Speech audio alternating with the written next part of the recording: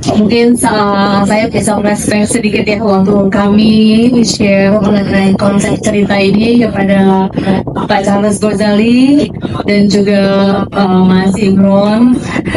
Kami senang sekali karena dari Pak Charles dan seluruh tim Mama bisa menerima dan menyambut baik niat kami konsep kerjasama ini. Terima kasih Pak Charles. Ini merupakan kolaborasi pertama kami di Indonesia dengan Mama Entertainment, dan kami senang sekali karena ini tim yang sangat solid, dan saat ini kami sangat bersyukur akhirnya bisa masuk ke dalam tahap produksi setelah proses dari script development dan juga diskusi yang cukup intens antara WTV dan tim penulis serta dari tim Mama. Kami berharap proyek ini bisa proses syutingnya, proses produksi bisa berjalan dengan baik, dan juga kepada seluruh tim sutradara, para cast, para kru dan seluruh tim yang terlibat dalam proyek ini, kami berterima kasih sudah percaya atas proyek ini dan berharap bahwa Windy Original Asrama bisa mendapat tempat di hati masyarakat Indonesia. Ya, kepada para cast, semangat terus, selalu semangat ya. Ya, semoga semua diberikan kesehatan, semua diberikan motivasi yang tinggi untuk bisa memberikan hasil yang terbaik nanti sampai hari terakhir proses syuting. Di sini sangat menarik ya, karena ada elemen hidden identity ya, bisa dilihat nanti teman-teman dari media juga bisa menyaksikan first look dari project ini, dan banyak momen-momen yang lucu, gemes gitu, terutama karena saudara kita ini ada Mbak Adis, saudara perempuan, jadi bisa mendeliver sisi dari female POV-nya, dan juga Mas Imron juga bisa banyak yang dituangkan juga dalam keseruan, karena ini ada elemen hidden identity, terus ada sportsnya, atletik, dunia asrama, semuanya berkontribusi menjadi satu, ada sedikit ada unsur komedinya gitu.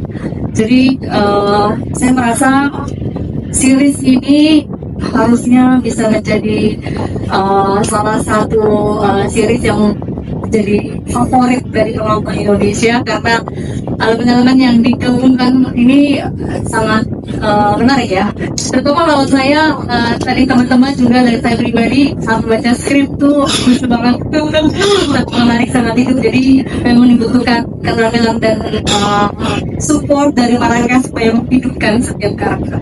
Sempat lama di TV, lalu kemudian kami ke film, belum sempat lagi tuh kemudian balik ke TV. Nah, kali ini kan TV-nya TV premium gitu ya, jadi berarti kan juga apa yang kita kerjakan punya tantangan, challenge dan support yang juga lebih baik. Dan satu hal yang paling menarik kalau buat saya pribadi, karena belakangan rezeki dan restu yang memanggakan ke saya itu filmnya horor genrenya. Jadi kemudian dapat sebuah project dengan tema teen lead itu sangat menarik. Gitu. Karena kami juga pernah dulu sama Mas Ibram bikin film judulnya Juara, yang main di Gisma Karisma, cerita kuliahan gitu ya, alay-alay. Kangen juga ya mau balik ke masa-masa itu, walaupun mungkin umur kita sudah agak lewat gitu ya, tapi kan jiwa tidak perlu mengikuti umur. Jadi ini merupakan kesempatan yang sangat menarik yang kami ambil, dan semoga hasilnya baik. Amin. Terima kasih. Di asmara ini mungkin artinya bisa panjang, bisa luas ya. Asmara cinta, asmara nama, karena tokohnya namanya Asmara, dipanggil Mara. Sementara Asmara itu punya saudara kembar sebelahnya, bukannya persis. Namanya Rama, kok sebelah situ? Oh, salah. Ini keluar. Ya, jadi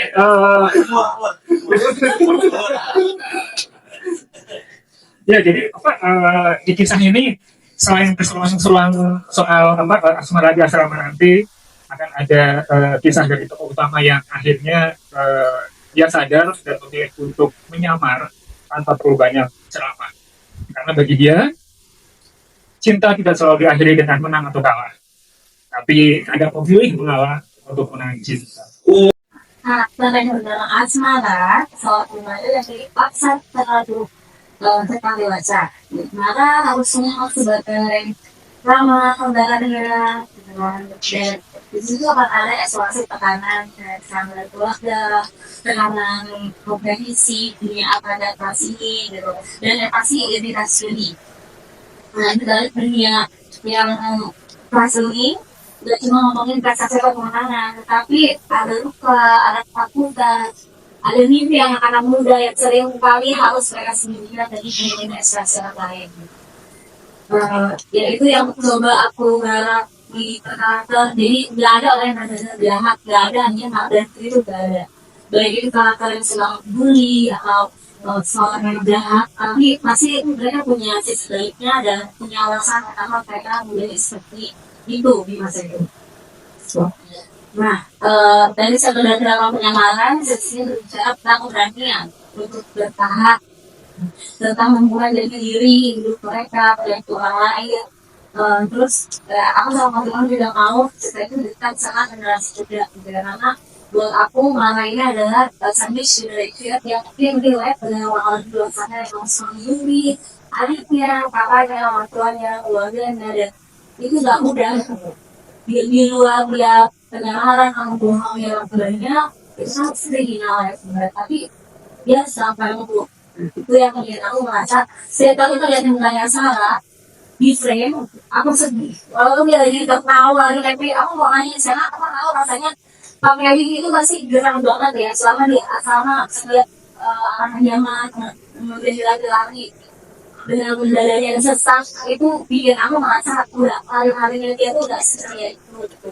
Nah apalagi ditambah dia punya pressure gitu kan terhadap keluarganya itu bikin aku jadi kayak udah aku benar-benar mau fokus mau lihat real banget ceritanya ini sampai itu ya dan aku sangat senang sesuai sama pacaran setelah bermakna karena buat aku yang belum diri itu gimana kita menghargai sama keluarga punya olahraga yang mungkin nggak semua serius dengan punya olahraga jadi orang-orang yang sekarang lagi olahraganya kayak lari culture gitu kan mereka bisa lebih apa ya motivasi buat menjaga kesehatan fisik nah tapi di luar kesehatan fisik sih kita mau kesehatan mental ya kan karena buat aku mengadakan visual yang energi terus bisa sinematik itu juga nggak mudah kita harus memilih benar-benar kesini juga dari dunia kita harus research gitu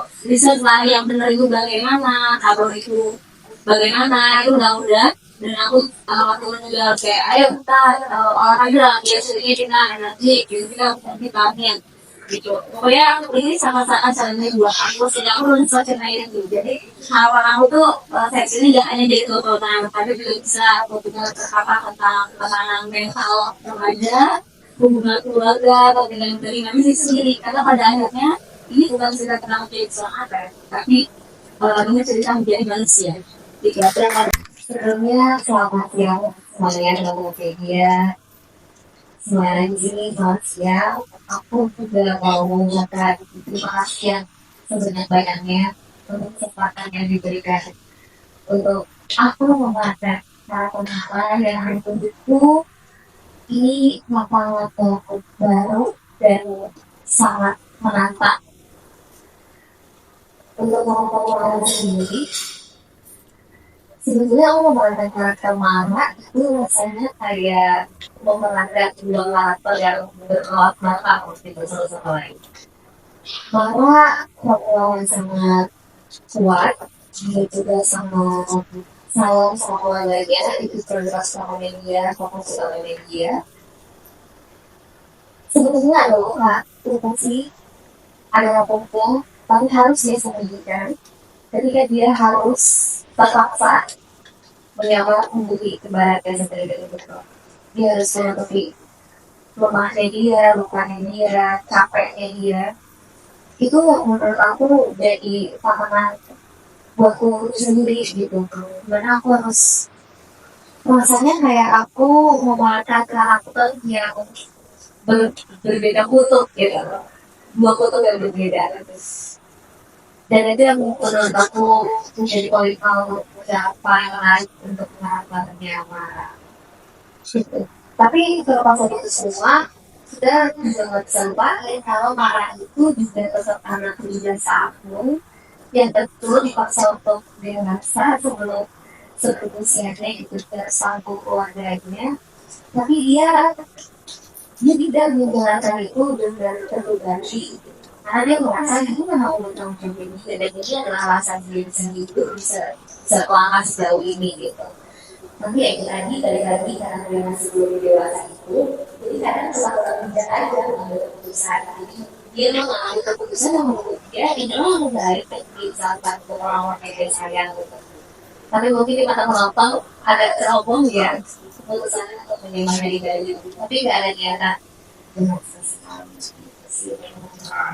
Itu dari juga dikasih kesempatan memerankan karakter yang jadi beban ngomong soalnya sebelah saya profesional yang bisa ya ini berdiri sekali ya ya kalau karakter dia itu mungkin di awal-awal ya di awal-awal orang pasti bisa dijudge bahwa oh karakternya aku ini gitu terus quite agresif terus homo terus ada sisi ketinggiannya banyak banget intinya tipikal anak orang kaya konglomerat yang manja yang alpha yang tidak pernah merasakan susah dalam dirinya intinya kalau marah itu dia banyak banget mengalami rasa sakit dalam hidupnya tapi sementara Leon ini kayak korporasi ya yang benar-benar lebih hidupnya itu lagi di sisi lain kali ya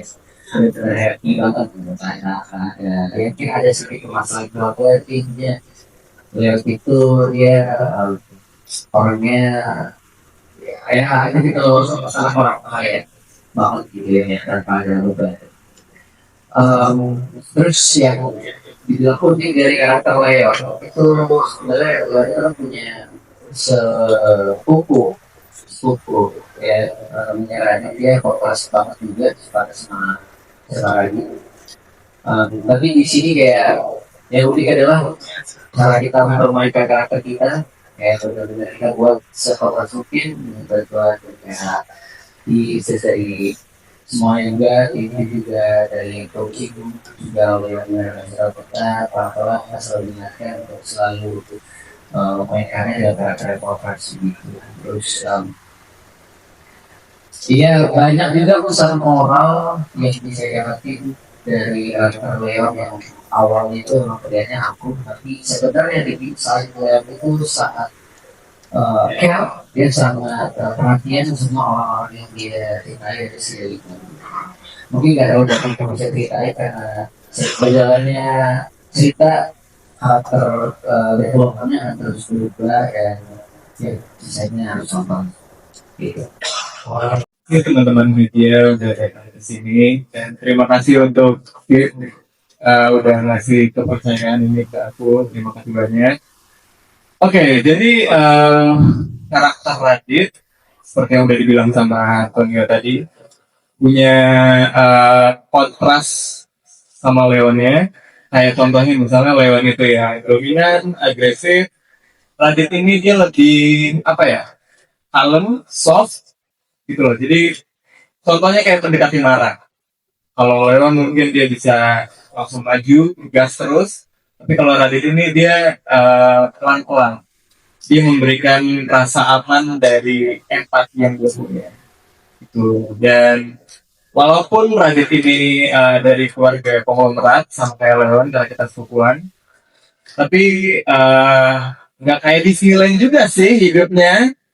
Ada ya ada beberapa hal yang berbeda lah dari Leon. Kayak contohnya Radit ini dia punya apa ya beban ekspektasi gitu loh dari Leon.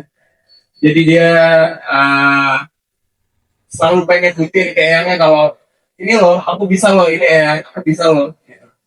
Nah, di saat Radit dekat dengan Mara, ada satu momen di mana mereka berdua sharing gitu, berbagi cerita. Dan pada saat itu Radit sadar kalau setia sama Mara itu ada persamaannya. Mereka berdua sama-sama berlari dari sesuatu. Gitu. Dan cerita cinta ini bukan cuma sekedar cerita cinta biasa, tapi ini tuh cerita cinta dan perjuangan hidup. Gitu. Cerita lagi perjuangan hidup. Sebagai gambarannya dia beragama. Karakter Rama ini karakter yang cukup emosional karena karakter dia ini ya kayak bayangin aja orang yang punya tekad tinggi untuk mau jadi atlet terus tekadnya itu didapatkan dari ekspektasi yang diinjak bahwa dia harus menerima kalau dia itu cedera. Sementara dia udah lolos seleksi untuk masuk ke sekolah atlet. Jadi di situ yang pernah bukan fisiknya doang, tapi mentalnya juga pernah. Tapi di sisi lain, dia juga ada rasa kayak dia harus banget karena dia harus membantu saudara kembarnya Mara yang bisa dibilang dia yang selalu bertanggung jawab atas keluarganya, dia yang selalu bertanggung jawab atas kita semua itu keluarga. Tapi di sisi lain juga Rama ini dia pengen banget terbantu dan akhirnya itu semua dibangun dari rasa cinta bahwa kita saudara kita harus saling mencintai. Terus juga di sini karakter Rama sangat-sangat menyenangkan buat aku karena ada sibling bonding sama dia yang benar-benar karena mungkin kita awalnya agak susah sama buahnya jadi kita masih nyari apa sih kesamaan kita. Terus di sini juga kita selalu nyari apa yang selalu kita rasakan bersama-sama. Terus kita lakukan bareng-bareng dan akhirnya kita menemukan diri tengahnya dan sekarang bisa kalian lihat nanti hasilnya sibling bond kita kayak gimana. Dan tapi itu sebenarnya memang karena belakangan di sensitivity kebanyakan untuk yang dalam jadi memang kami memiliki sih kami mau bereksplor lebih lagi bersesi gitu belum ada yang salah satunya adalah lebih original asrama. Kenapa? Karena ada elemen yang kami lakukan di sini yaitu mengenai identity tadi saya jelaskan bahwa Mara harus menjadi Rama gitu. Dan kalau bervariasi dalam ide kan luas ya, tapi pelaksanaannya tidak semudah itu. Makanya kami mengenai makna entertainment dan setelah kami lihat wah kok bisa ya membuat dua aktor ini bisa mirip gitu kan. Kita ketemunya reaksinya seperti apa, tuh kami juga selalu juga kepada Denmark dan mereka juga harus mereka bonding, tapi memahami bahwa mereka ini sebagai twin, sebagai kembar, tapi mereka harus mengisi satu sama lain gitu kan. Dan apalagi dalam si Mara masuk ke dalam dunia atlet yang sekelilingnya laki-laki gitu kan, jadi banyak momen-momen sampai ketahuan yang pasti akan membuat penonton penasaran dan lewat data kami di internal momen itu adalah momen yang sudah disukai oleh penonton, momen bikin penasaran gitu ya. Karena ini kan series episode demi episode. Jadi memang setiap episode akan ketemu dengan momen apa ketahuan nggak ya? Gitu. Eh, Kira-kira ini si Lewan yang benar-benar tahu nggak ya ini siapa gitu. Nah, itu momen itu yang kami rasa selama ini network dan banyak berdiskusi ya, dan melihat bagaimana pengalaman sisi sebelumnya yang ada tentang kami. Kami merasa series ini sangat baik, sangat bagus, dan harapannya memang nanti bisa membuat penonton juga penasaran dan terus ikutin sampai episode akhir. Ya kasih ya. Berhari-hari berdiskusi itu berbulan-bulan untuk nyari yang lainnya. Nyari yang dulu, kita nyari kira-kira karakter manahnya itu seperti apa dulu. Dia adalah orang yang kesekian. Tapi dari kesekian memang kita dari awal aja ya, Charles kayaknya nih arahnya ke yang ini. Gitu. Yang ini kita mesti nyari dia mesti bisa jadi perempuan, dia masih bisa jadi laki. Gitu. Oh ya, bisa berperan tapi dia juga harus bisa berperan sebagai laki-laki. Makanya justru kalau pertanyaannya Diandra dulu atau Emil dulu, saya kan Diandra dulu ya. Sampai akhirnya ketemu Diandra, habis itu intensif bikin jadi papan. Diandra maunya banyak. Banyak. Emil ada di siswa itu. Di sini sama-sama bisa cocok-cocokin. Akhirnya ketemu Emil. Dan kali tahu sih ya, si tes mirip apa nggak mirip, terus gimana caranya kita miripin. Akhirnya dari situ, makanya kenapa ada Spider-Man 2, saya mau Charles. Ini kan cerita tentang perempuan dan laki-laki kembar tidak identik. Jadi ada sudut pandang perempuan dan sudut pandang laki-laki. Makanya kami mengusulkan Charles gimana kalau ini yang benar berdua ya. Ada sudut pandang perempuan, ada sudut pandang laki-laki. Nah itu sih mas kira-kira